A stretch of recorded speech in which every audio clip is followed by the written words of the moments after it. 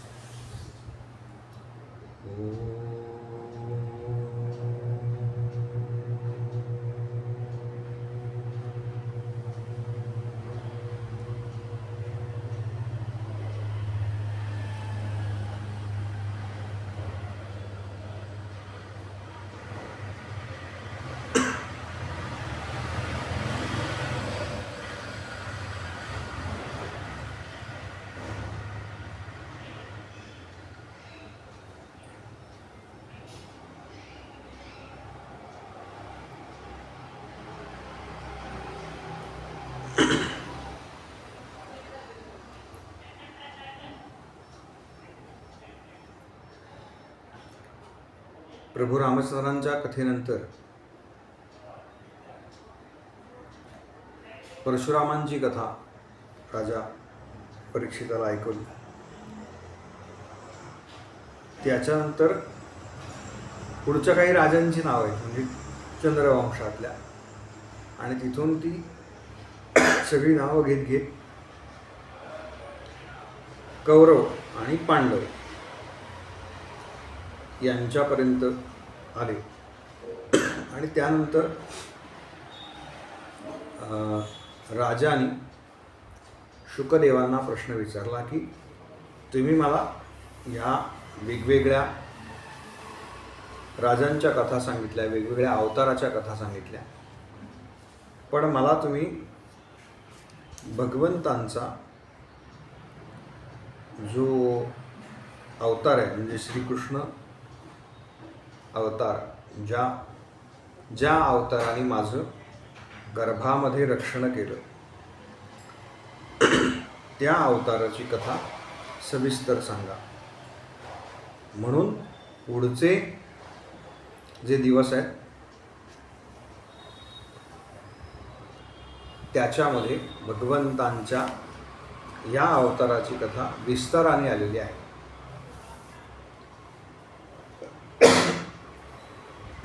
मुळामध्ये ते चरित्र त्यानं अनेकदा ऐकलेलं आहे, तरी सुद्धा त्याला जी भीती आहे, जी आपल्या सगळ्यांना आहे, राजाला सुद्धा मृत्यूचं भय आहे आणि आपल्या सगळ्यांना सुद्धा मृत्यूचं भय आहे. कोणी कितीही म्हटलं आम्हाला काही मृत्यूचं भय नाही, तरी असं काही नसतं. मग ह्या सगळ्यातून जो सोडवणारा आहे, तो जो चक्रपाणी आहे, त्याचा अवतार कसा झाला नेमका, तर त्याच्याबद्दल मला सांगा. हा अवतार किंवा हे भगवंतांचं जे प्रगटीकरण आहे, हे श्रीमद भागवत पुराणाच्या 10व स्कंधामध्ये येतं. याच्या आधी 9 स्कंध झालेले आहेत. भगवंतांचं प्रगटीकरण आहे 10व स्कंधामध्ये. 10व स्कंधातच काय आहे, तर हे आधीचे 9 स्कंध म्हणजे नवविधा भक्ती आहे. श्रवणम, कीर्तनम, विष्णुस्मरणम, पादसेवनम, अर्चनम, वंदनम, दास्यम, सख्यम, आत्मनिवेदनम. या एक एक पायऱ्या पुढे पुढे पुढे पुढे गेल्यानंतर किंबहुना या वेगवेगळ्या मार्गांनी, सगळे मार्ग हे भगवंतांकडेच जातात. हे असे काही एकापासून वेगळे सांगता येत नाही. हे एकमेकांमध्ये गुंफलेले आहेत. पण हे प्रकार आपण म्हणू शकतो. पायऱ्या हा थोडा बरोबर शब्द होणार नाही. 9 प्रकार आहेत. हे 9 प्रकार पूर्ण केल्यानंतर आपण दशमस्कंधाकडे जातो. म्हणून दशमस्कंधामध्ये भगवंतांचं प्रगटीकरण. भक्ती सिद्ध झाल्याशिवाय भगवंत अवतार घेत नाहीत, भगवंत दर्शन देत नाहीत. भगवान श्रीकृष्णांवर माझी नितांत श्रद्धा आहे, म्हणून मला भगवंतांच्या सर्व कथा, भगवान श्रीकृष्णांच्या सर्व कथा विस्ताराने सांगा. आणि म्हणून भगवान श्रीकृष्णांचं चरित्र हे विस्ताराने सांगितलं. बहुतेक जन्माची कथा आपण जर कधी कीर्तनामध्ये ऐकली असेल तर दोन्ही जन्माच्या वेळेला म्हणजे रामजन्म आणि कृष्णजन्म या दोन्ही वेळेला पार्श्वभूमी जी सांगितली जाते ती अगदी सारखी आहे. म्हणजे काय तर पृथ्वीनं गायीचं रूप धारण केलं आणि ती पृथ्वी अत्यंत दुःखी अवस्थेमध्ये ब्रह्मदेवांना भेटायला गेली.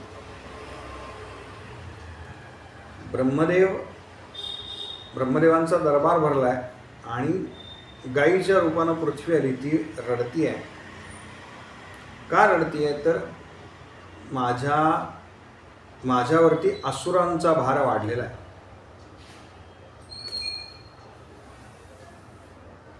कंस, जरासंध हे जे सगळे असुर आहेत त्यांनी इतका त्रास द्यायला सुरुवात केलेली आहे सज्जनांना, तर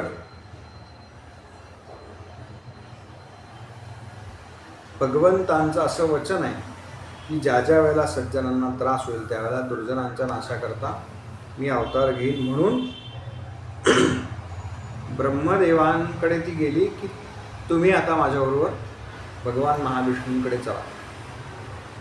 भगवान शिवांना बरोबर घेतले आणि हे सगळे सर्व देव, पृथ्वी माता ही क्षीरसागरावरती आले. सगळेजण क्षीरसागरावरती आहेत. सगळ्यांनी हात जोडले आणि भगवान महाविष्णूंची प्रार्थना केली. शांताकारं भुजगशयनं पद्मनाभं सुरेशं विश्वाधारं गगनसदृशं मेघवर्णं शुभांगं लक्ष्मीकान्तं कमलनयनं योगिभिर्ध्यानगम्यं वन्दे विष्णुं भवभयहरं सर्वलोकैकनाथं. गोपाल कृष्ण भगवान की जय. गोपाल कृष्ण भगवान की जय. गोपाल कृष्ण भगवान की जय.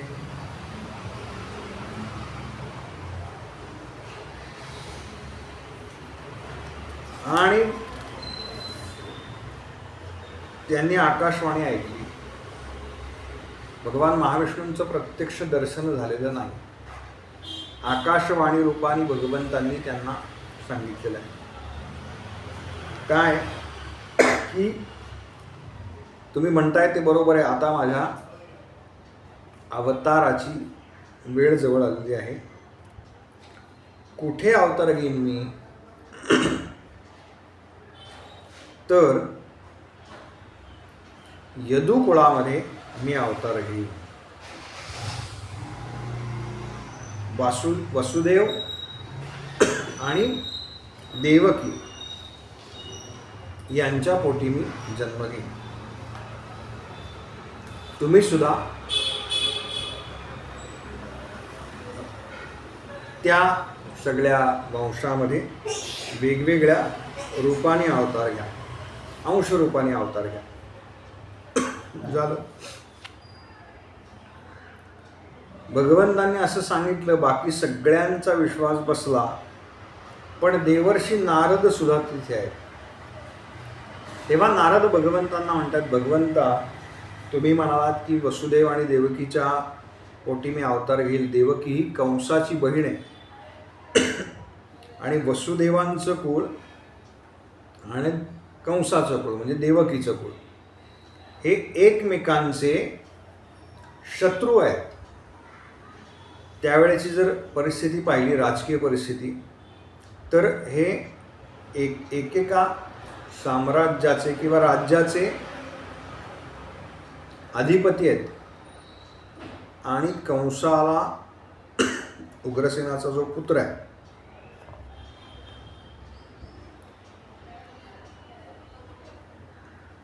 त्या कंसाचं आणि वसुदेवाचं तशा अर्थाने वैर आहे. कारण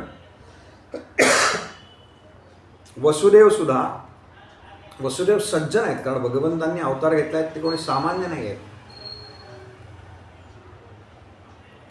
पण पराक्रमी आहेत आणि कंसाला त्यांची भीती वाटते. तेव्हा नारद म्हणतात, भगवंता तुम्ही हे सगळं म्हणताय की वसुदेव आणि देवकीच्या पोटी मी जन्म घेईन, पण कसं काय शक्य आहे? मुळात ही दोन कुळं जी आहेत ती एकमेकांची वैरी आहेत. तेव्हा भगवंतांनी नारदांना असं सांगितलं, नारदा राजकारणी लोक काय करतील ना काही सांगता येत नाही. बघा हे आज सुद्धा आपण पाहतोय. म्हणाले स्वतःच्या स्वार्थाकरता कंस आपली बहीण वसुदेवांना देणार आणि मग मी त्यांच्या पोटी अवतार घेणार. झालं. आणि पृथ्वीवरती तसंच घडलं. मथुरेमध्ये वसुदेव आणि देवकी यांचा विवाह ठरला. कंसाने हा विवाह का ठरवला आहे? तर एकदा वसुदेवाला जावई करून घेतला की त्याच्यापासून आपल्या राज्याला धोका नाही, म्हणजे तो आपल्यावरती चढाई करणार नाही. दुसरं, ज्या वेळेला मला एखाद्या राज्यावरती चढाई करण्याची गरज आहे, माझ्या विरोधात एखादं राज्य आहे, तेव्हा मी वसुदेवांची मदत घेऊ शकतो, कारण वसुदेव अत्यंत पराक्रमी आहेत, अत्यंत शूर आहेत. म्हणून हा सगळा विवाहाचा घाट कंसाने घातलेला आहे. कंसाची चुलत बहीण देवकी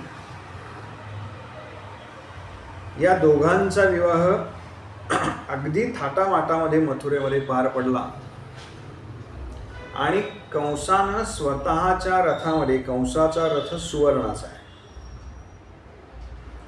सोन्याचा रथ, त्या रथामध्ये या दोघांना बसवलं आणि माझ्या बहिणीवरती माझं किती प्रेम आहे हे सगळ्यांना कळावं म्हणून मथुरेच्या मुख्य रस्त्यावरून बहिणीची पाठराखण करण्याकरता किंवा पाठवणी करण्याकरता तो स्वतः तो रथ चालवतोय.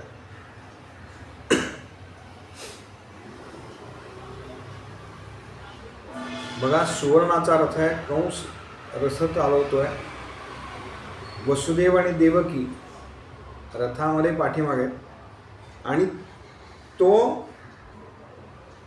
साधारणपणे अशा वेगानं रथ चालवतोय की नगरामध्ये दुतर्फा लोक जमा झालेत. वास्तविक ते देवकीला निरोप देण्याकरता जमा झालेत, पण ह्या सगळ्या लोकांना असं कळावं की माझं किती प्रेम आहे, मी किती काळजी घेतो. हे जे मी आहे ना, हा मी म्हणजे कंस आहे. या सगळ्याकरता कंस अत्यंत आधीर आहे एका अर्थाने. आणि एका मुख्य रस्त्यामध्ये ज्या वेळेला तो रथ आला, मुख्य चौकामध्ये तो रथ आला, त्यावेळेला आकाशवाणी झाली. की कंसा, अरे तू जिला रथामध्ये बसवून तिची मिरवणूक काढली आहेस, इतका छान तिला पाठवणीचा हा सगळा समारंभ करतोयस, तिचा 8वा पुत्र जो आहे तो तुझा काळ आहे, तो तुला मानणार आहे. लक्षात घ्या, मी आत्ताच सांगितलं की आपल्या प्रत्येकाला जे भय आहे ते मृत्यूचं आहे. आणि कंसाला तर त्याचा मृत्यू आता समोर दिसतोय, कारण त्याला माहिती आहे की ह्या देवकीचा 8वा पुत्र माझा काळ आहे.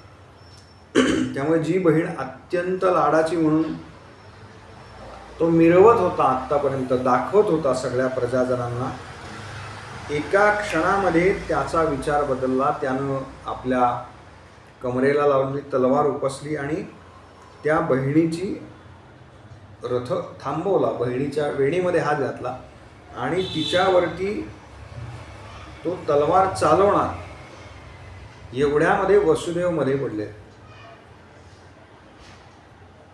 आणि वसुदेव त्याला असं म्हणतात की कंसा,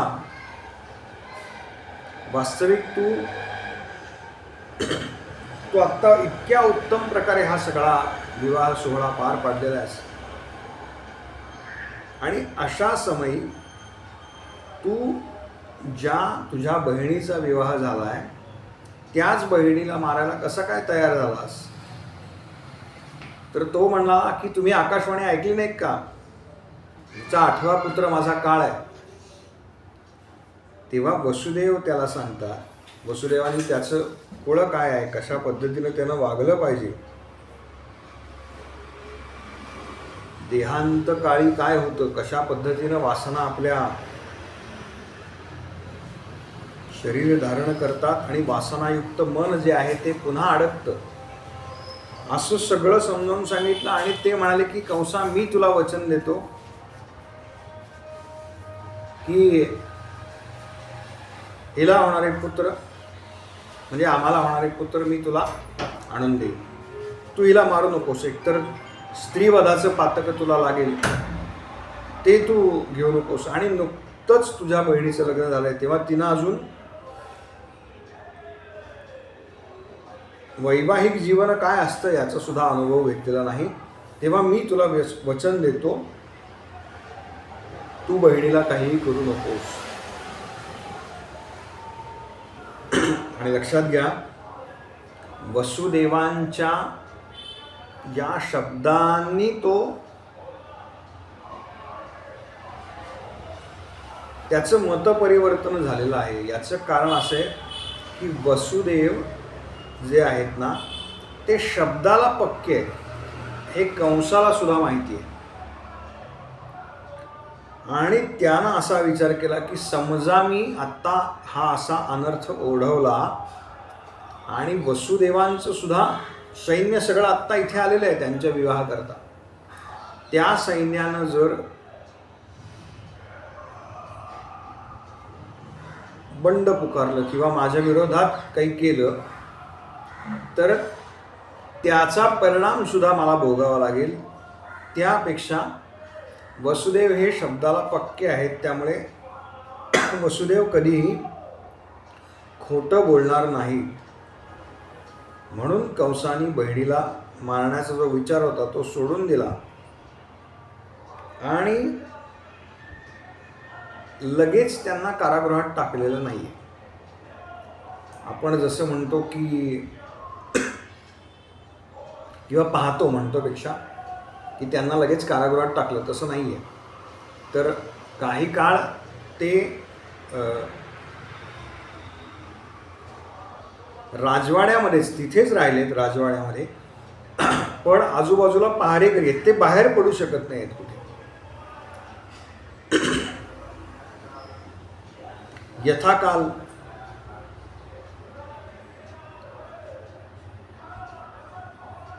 पहिला पुत्र जन्माला वसुदेवांनी पाहिलं, देवकीनं पाहिलं. वसुदेव म्हणाले देवकीला की तू एकदा पाहून घे या पुत्राला, मला कंसाकडे घेऊन गेलं पाहिजे, कारण मी त्याला वचन दिलं की आम्हाला होणारे पुत्र मी तुला आणून देईल.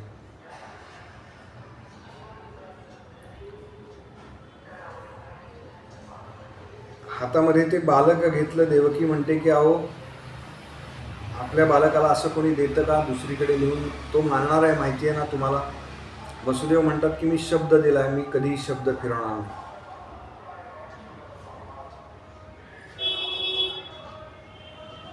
ते बालक घेऊन कंसाच्या महालामध्ये वसुदेव गेले आणि कंसाला सांगितले की कंसा, मला पुत्र प्राप्ती झालेली आहे. हे माझं पहिलं बालक आहे.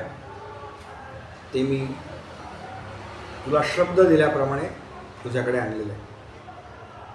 कंसाने ते बालक पाहिलं. त्याला त्याच्यामधली सुद्धा ममता जागृत झालेली आहे. कितीही वाईट असला तरी तो सुद्धा एक माणूसच आहे. तो सुद्धा मामा आहे बरं का, त्याचा कंस मामा. त्याला असं वाटलं की अरे, देवकीचा 8वा गर्भ मला मारणार आहे. हा तर पहिला पुत्र आहे, हा मला काय करणार? मला काही याच्यापासून मृत्यूची भीती नाही. त्यानं त्या बालकाला पाहिलं आणि वसुदेवांना म्हणाला, वसुदेवा,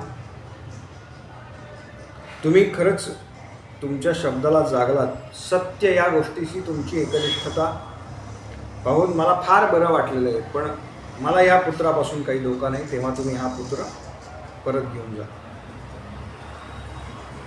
झालं, तो पुत्र परत आला आणि देवकीला इतकं बरं वाटलं की कंस किती चांगला आहे. ठीक आहे, त्यानं माझ्या आधीच्या सगळ्या पुत्रांना अभय दिलं. किती चांगला आहे माझा भाऊ, असं तिला वाटलं. पण इकडे अस्वस्थता पसरली. कुठे? स्वर्ग लोकामध्ये. कारण जोपर्यंत कंसाच्या पापाचा घडा भरत नाही तोपर्यंत काही भगवंत अवतार घेणार नाहीत. म्हणून देवर्षी नारद कंसाकडे गेले. नारायण नारायण. नारदांचं 3ही ठिकाणी स्वागत आहे बघा. देवलोक, दानवलोक आणि मानवलोक. काल नारदांची जयंती झाली. नारद जयंतीचा दिवस होता कालचा. तर काल एक जण आले होते. ते सहज म्हणले, नारदांना कधी कधी चुकीचा उच्चार कळीचे नारद असा केला जातो.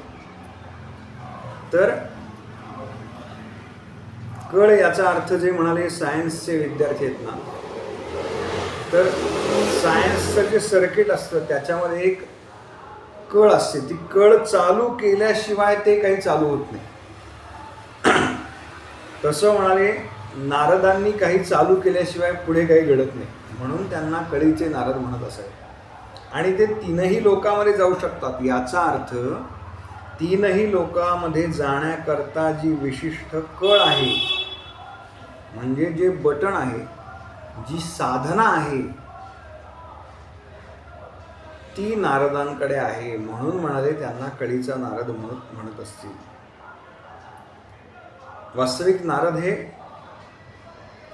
कळकळीचे नारद आहेत. नारदांना सगळ्यांची चिंता आहे. लक्षात घ्या, अहो, व्यासांचे सद्गुरू आहेत नारद, वाल्मिकींचे सद्गुरू आहेत नारद.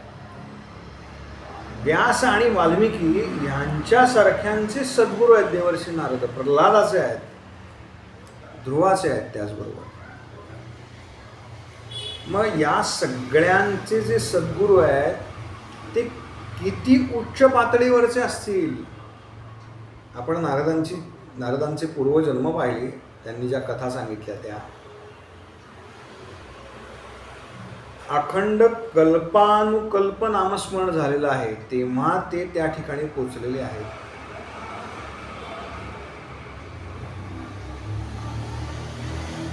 प्रल्हाद, नारद, पराशर, पुंडरीक, व्यासांबरीश, भीष्म, दालभ्यान, रुक्मांगद, अर्जुन, वसिष्ठ, विभीषणादीन पुण्यानी नामानी परम भागवतान स्मरामी. परम भागवत असं ज्यांना म्हटलं जातं, असे नारद आहेत. असे नारद कंसाकडे गेले. कंसाने त्यांचं स्वागत केलं, पाद्यपूजन केलं आणि देवर्षींना विचारलं, देवर्षी कसं काय येणं केलं? नारद म्हणाले, कंसा, अरे तू आकाशवाणी नीट ऐकली नाहीस का? ऐकली ना म्हणाले. अहो, देवकीचा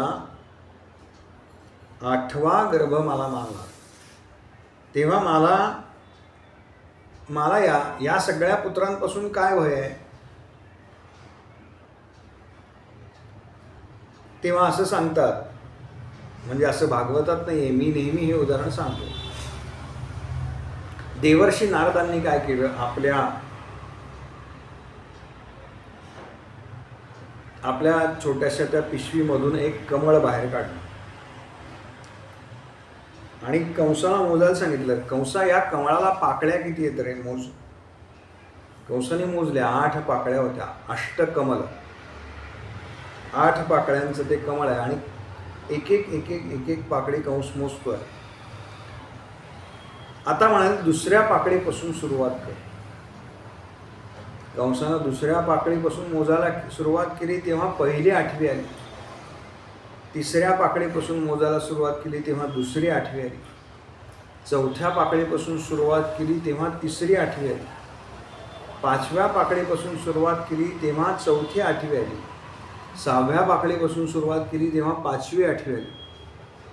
7व्या पाकळीपासून सुरुवात केली तेव्हा 6वी 8वी आली आणि 8व्या पाकळीपासून सुरुवात केली तेव्हा पहिली 8वी आली. आणि हे सगळं झाल्यानंतर नारद म्हणाले, बघ कंसा, मला काय सांगायचं आहे. याच्यावरती कंस विचार करतो. कंस म्हणतो नारदांना, नारदा, देवर्षी, तुम्हाला असं म्हणायचं आहे का की याचा अर्थ मी वसुदेवांचे सगळे पुत्र मारले पाहिजेत? नारद म्हणतात, कंसा, मी फक्त तुला सावध करायला आलेलो आहे. बघा, नारदांनी काय म्हणतात, कोणताही दोष स्वतःवरती घेतलेला नाही. कंसा, मी तुला फक्त सावध करायला आलेलो आहे असं म्हणून देवर्षी निघून गेले. कंस काय समजायचं ते समजला. त्याची बुद्धीच तशी होती हो.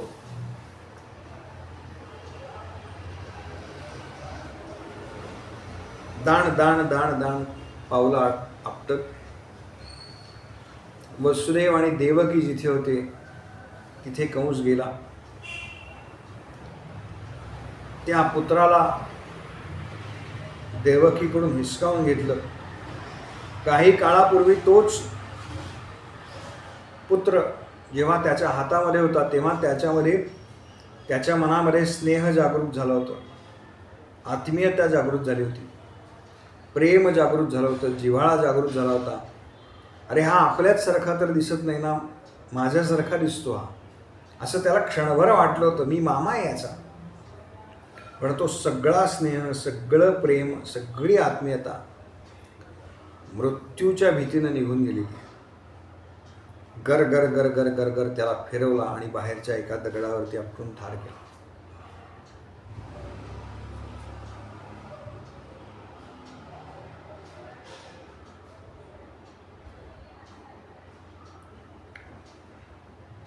असं एक एक करत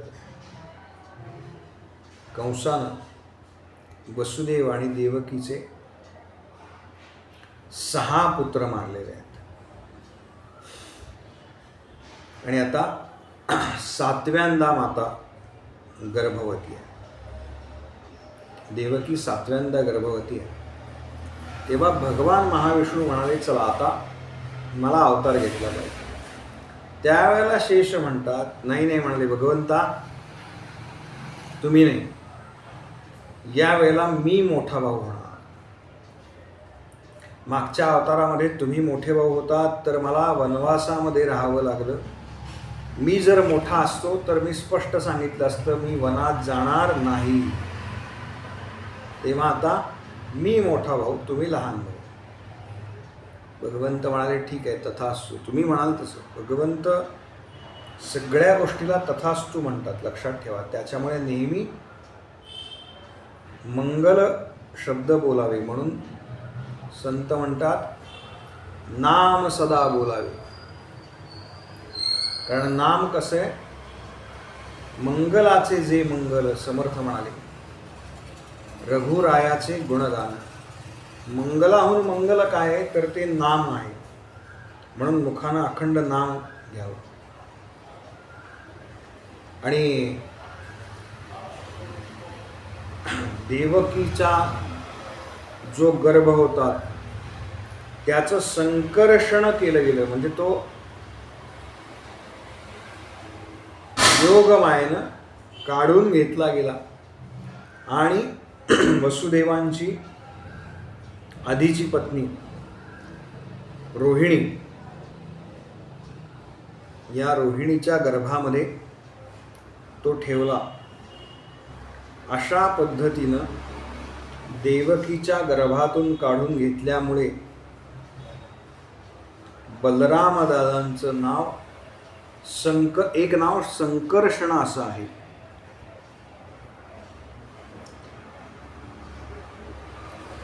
आणि गर्भ गळाला अशी बातमी सगळीकडे पसरली आणि कंस अस्वस्थ झाला.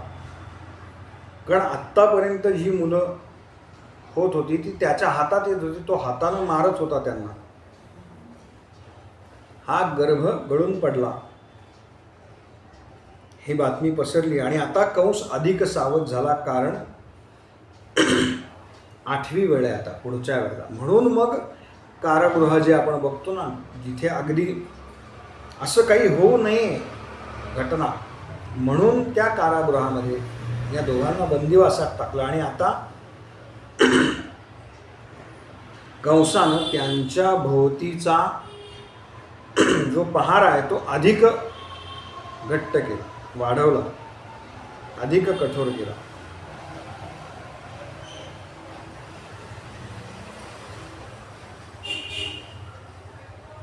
आठव्यांदा पुन्हा आता माता गर्भवती. पण यावेळेला तिच्या मुखावरचं तेज काही विशेष आहे. वसुदेव सुद्धा सूर्याप्रमाणे तेजस्वी दिसत आहेत. वास्तविक हे दोघंही कारागृहात आहेत, पण सूर्यासारखे तेजस्वी दिसत आहेत.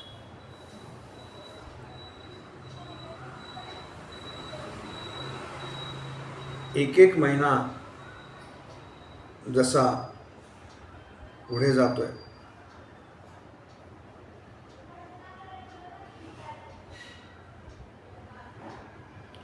तशी देवकीची अधिक भीती कंसाला वाटायला लागली. त्याच्या मनामध्ये एकदा विचार आला की हा 8वा पुत्र जन्माला येण्यापूर्वीच आपण देवकीला मारून टाकू. मागे एकदा हा विचार आपल्या मनामध्ये आलाय, तेव्हा वसुदेवांनी आपल्याला थांबवलं. आणि ते कृत्य करण्याकरता कंस देवकीपर्यंत गेला सुद्धा. पण तरी सुद्धा तो त्याच्या विचारांपासून प्रवृत्त झाला. याचं कारण भगवंतांच्या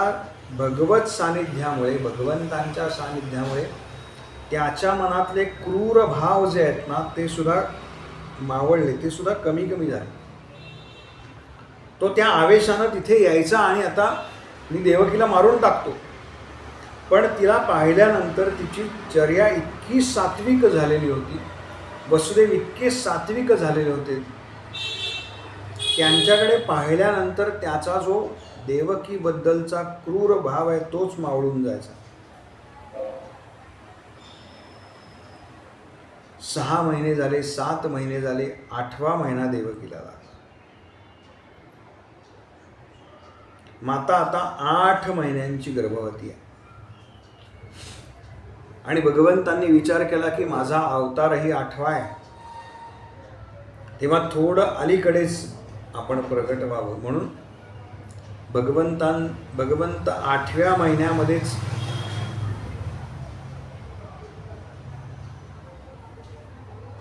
त्यांनी रूप धारण केलं, जन्माला आले. आपल्याकडे असा समज आहे की 8व्या महिन्यामध्ये जन्मलेलं मूल हे फार फार काळ जगत नाही. हाही एक योग भगवंतांनी साधला. असं म्हणतात की 8व्या महिन्यापर्यंत ते जे अर्भक आहे मातेच्या उदरातलं, त्याची वाढ झालेली असते, पण ते पूर्ण झालेलं नसतं. म्हणजे कुठे ना कुठेतरी काहीतरी दोष राहण्याची शक्यता असते जर त्याचा जन्म अलीकडे झाला तर. म्हणून 9 महिने 9 दिवस असं जे आपल्याकडे म्हणतात, म्हणजे 9व्या महिन्यापर्यंत पूर्ण वाढ होते आणि मग पुढे काही दिवस. पण भगवंत म्हणाले हे सर्वसामान्यांकरता आहे, माझ्याकरता काही नाही.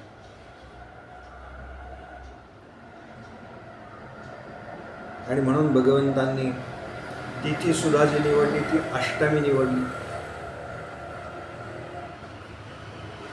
आपल्याकडे 8 आकडा हा एका वेगळ्या अर्थानं मानला जातो. भगवंत म्हणतात मी हा जो अवतार घेणार आहे त्या अवतारामध्ये सगळ्या मर्यादांचं उल्लंघन करणार आहे. मागच्या अवतारामध्ये सगळ्या मर्यादा मी पाळल्या, पण या अवतारात मी काही मर्यादा पाळणार नाही. मागच्या अवतारामध्ये मी मर्यादा पुरुषोत्तम होतो, या अवतारामध्ये मी पुष्टी पुरुषोत्तम आहे. म्हणून तिथी सुद्धा अष्टमी, बुधवार होता. रात्रीचा तो समय. हळूहळू पावसाला सुरुवात झाली.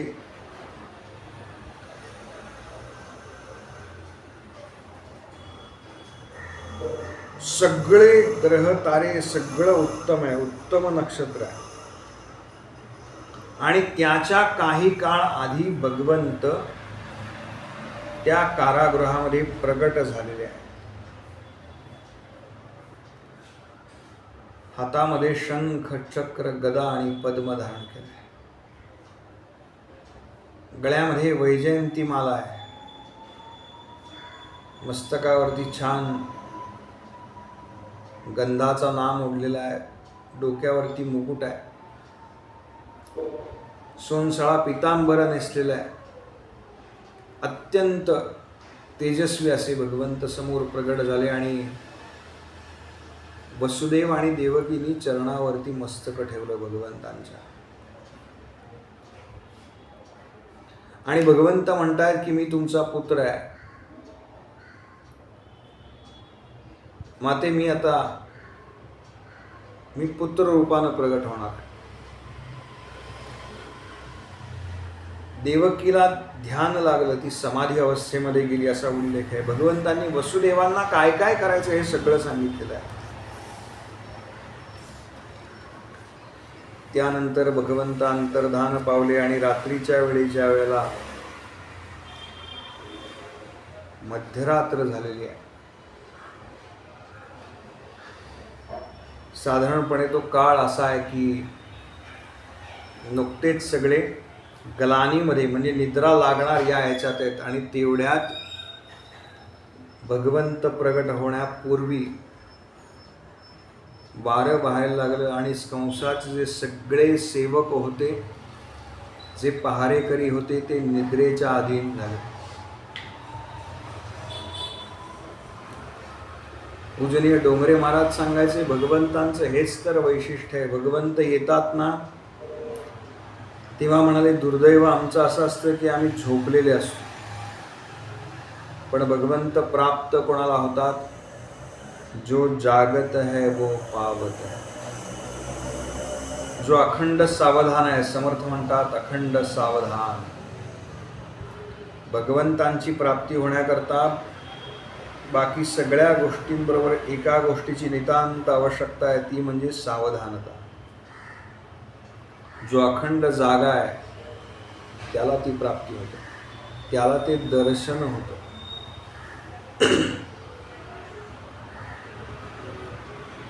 म्हणून अष्टमीच्या दिवशी फार फार दर्शन नाही आहे भगवंतांचं कोणाला.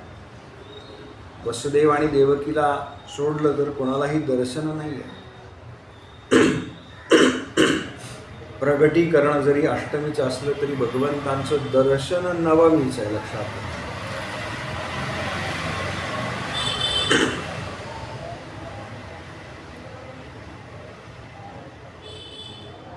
वेळ पुढे पुढे पुढे पुढे जाते, रात्र पुढे पुढे पुढे सरकते आणि साधारणपणे भगवंतांनी जो मुहूर्त साधला आहे तो आजच्या भाषेत 12:40 हा मुहूर्त भगवंतांनी साधला आहे. उत्तर रात्रीच्या थोडे आधी भगवंत प्रगट झाले, लहान बालक स्वरूपामध्ये प्रगट झाले. देवकीने त्या बालकाला उचललं, आपल्या मांडीवरती ठेवलं, त्याचे पुन्हा पुन्हा मुके घेते. पुन्हा ते बालक कधी पाहणार किंवा पाहणार का नाही हेही तिला माहिती नाहीये. इतकं विलक्षण आहे दिसायला. त्या दर्शनानं ती सुखावली आहे.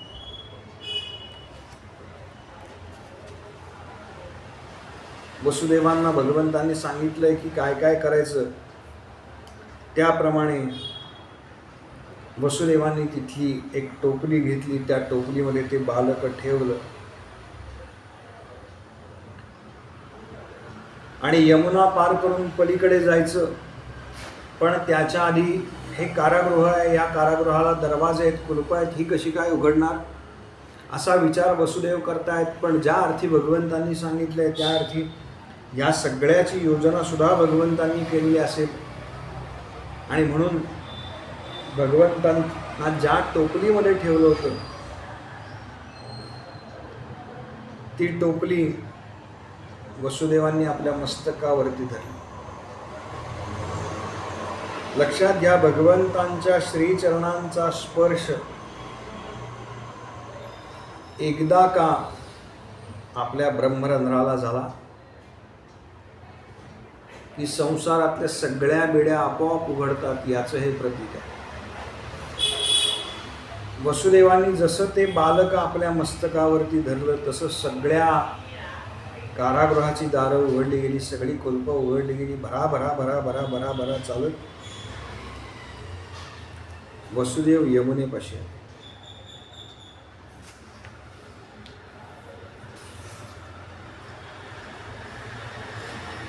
आणि त्यांनी साधारण अंदाज घेतला की जे नदी काठी राहणारे लोक आहेत त्यांना माहिती असतं बघा, नदीला कुठे पाणी खोल नाहीये, कुठे उथळ आहे, कुठून चालत पलीकडे जात आहे. कारण पर्यायने बालक समोर ठेवायचं, तिथे झालेली कन्या जी आहे ती उचलून परत आणायची. हे सगळं भगवंतांनी सांगितलं आणि आता वसुदेव त्याप्रमाणे त्यांनी नदीमधून चालायला सुरुवात केली. यमुना कोण आहे?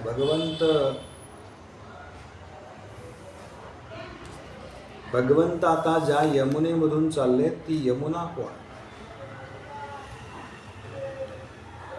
यमुना साधी सुधी नाही. भगवंतांच्या सगळ्या ज्या लीला आहेत ना, ज्या आपण पुढे पाहणार आहोत, या लीला सगळ्या यमुनेच्या काठी झालेल्या आहेत. यमुना ही भक्तीची महाराणी आहे. लक्षात, ती साधी सुधी तपस्वी आहे, महाराणी आहे भक्तीची. म्हणून भगवंतांनी सगळ्या लीला या यमुनेच्या काठावरती केल्या. यमुनेनं विचार केला की एवढ्यावर भगवंतांना ठेवलंय, पुन्हा केव्हा मला दर्शनाची सोय होईल सांगता येत नाही. असं करावं म्हणाले, आत्ताच भगवंतांच्या श्रीचरणांना स्पर्श करावा. वसुदेव एक एक पाऊल टाकत टाकत पुढे जात आहेत. पाणी उथळ असेल ह्या विचारानं ते पाय ठेवतायत तर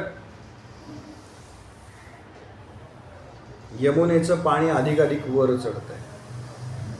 वरून पाऊस पडतोय, बालकाला पाऊस लागू नये म्हणून शेषांना वरती भगवंतांच्या वर छत्र धरलेलं आहे. यमुनेचं पाणी वाढतंय, वसुदेवांच्या गुडघ्यापर्यंत पाणी आलं. यमुनेला आता एखाद्या समुद्रासारखं स्वरूप आलंय. यमुनेमध्ये काही, नदीमध्ये काही लाटा उसळत नाहीत, पण यमुनेमध्ये अचानक काय झालं वसुदेवांना कळेना, लाटा यायला सुरुवात झाली.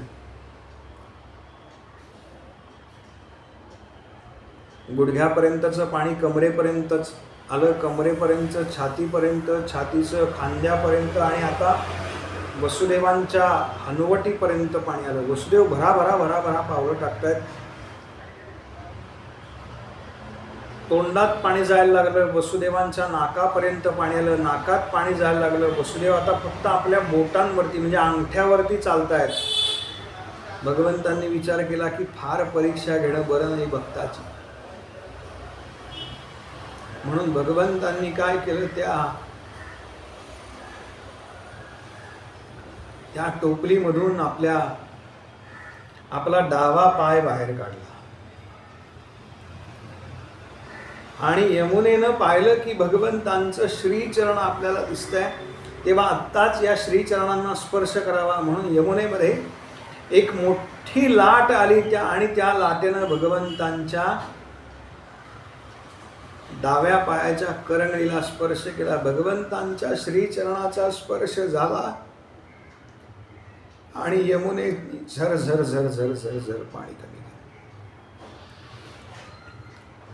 एकदा का भगवंतांच्या चरणाचा स्पर्श झाला की सगळ्या इच्छा वासना जसा पूर ओसरून जावा तशा कमी होता. हे यमुना सांगते आपल्याला. रात्रीचा प्रहर सुरू झालेला आहे. यमुना ओलांडली आणि वसुदेव नंदाच्या घरापर्यंत आहे.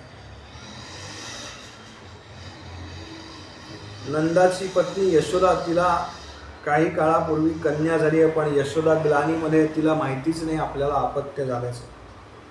कन्या झाली का पुत्र झाला हेही तिला कल्पना नाही, ती ग्लानीमध्ये आहे. नंदांनी ते बालक, क्षमा करा, वसुदेवांनी ते बालक ठेवलं. यशोदेच्या शेजारी असलेली ती कन्या उचलली, त्या टोपलीमध्ये ठेवली आणि मागे फिरली. जसे ते पुन्हा फिरून कारागृहामध्ये आले तसं त्या कन्येनं रडायला सुरुवात केली. ही कन्या कोण आहे? ही भगवंतांची माया आहे. माया जेव्हा परत आली त्यावेळेला बरोबर ह्या सगळ्या दरवाजांना कुलपं पडली, पुन्हा सगळे पहारेकरी जागे झाले आणि कंसापर्यंत बातमी गेली, मुलगी झाली, मुलगी झाली, मुलगी झाली. लक्षात घ्या, भगवंत सांगतायत या कृतीमधून, तुम्ही मायेला जवळ केलं की तुम्ही बंधनामध्ये अडकणार आणि तुम्ही जर भगवंतांना जवळ केलं तर तुम्ही या मायेच्या बंधनातून मुक्त होणार. जसं माया पुन्हा त्या कारागृहामध्ये आली, तिनं आरडाओरडा करायला सुरुवात केली, रडायला सुरुवात केली आणि कंस जागा झाला. वास्तविक तो झोपला नव्हताच, तो झोपला नव्हताच. कंस धावत धावत आहे त्या वस्त्रानिशी त्या कारागृहात आला. त्यानं पाहिलं की एक कन्या आहे. देवकी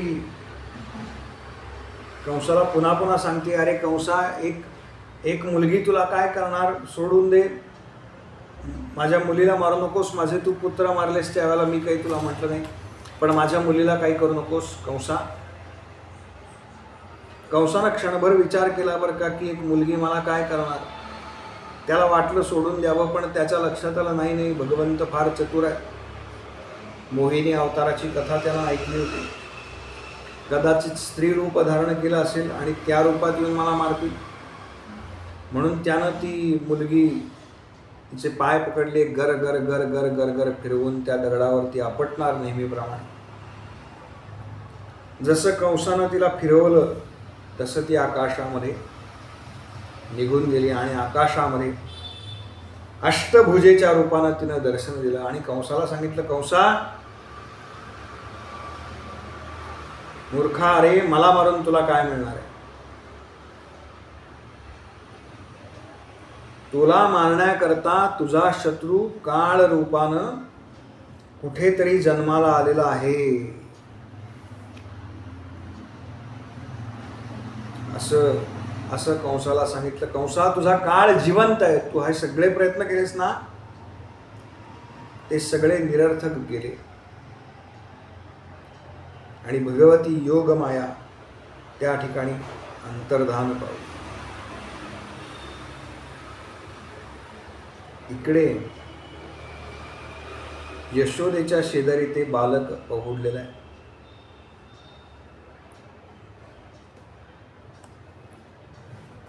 यशोदेला कल्पना नाही.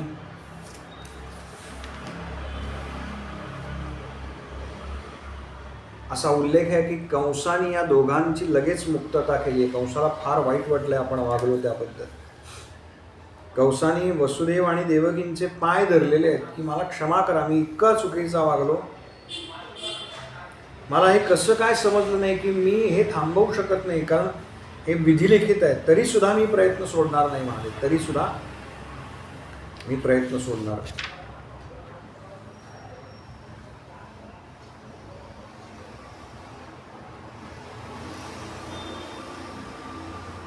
आणि इकडे यशोदा अजूनही अर्धवट ग्लानीत आहे. नंदबाबा केव्हा चुकून गोठ्यामध्ये गेलेले आहेत.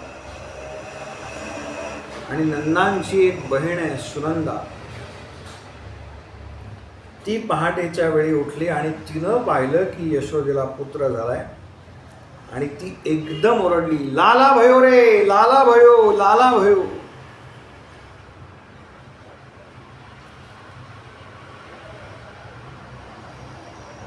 भगवंतांचं दर्शन नंद आणि यशोदा यांच्यापेक्षा आधी सुद्धा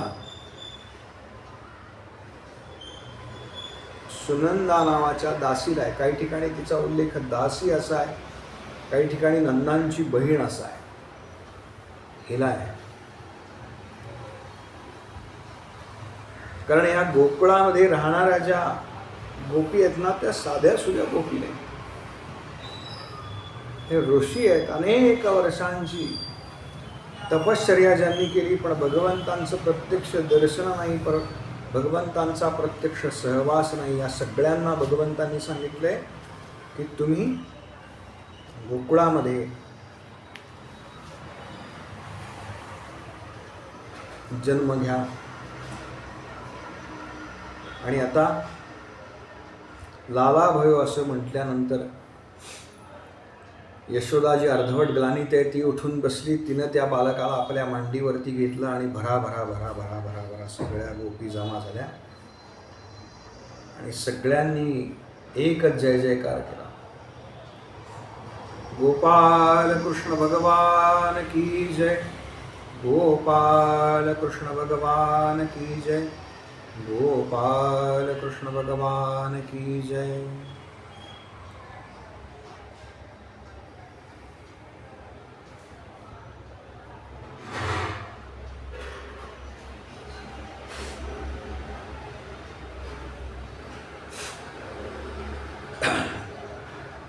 याच्यानंतर भगवंतांना पाळण्यामध्ये ठेवलं आणि मग पाळणे म्हटले. तिथे जर भगिनी वर्ग कोणी असेल तर आदल्या दिवशी आपण हे सांगायचं की उद्या जर भगवंतांना पाळण्यात ठेवणार आहे तर कोणी पाळणा म्हणणार असेल तर पाळणा म्हणायचा, त्याच्यानंतर आरती. अन्यथा तुम्ही एखादा पाळणा म्हणा आणि त्याच्यानंतर आरती.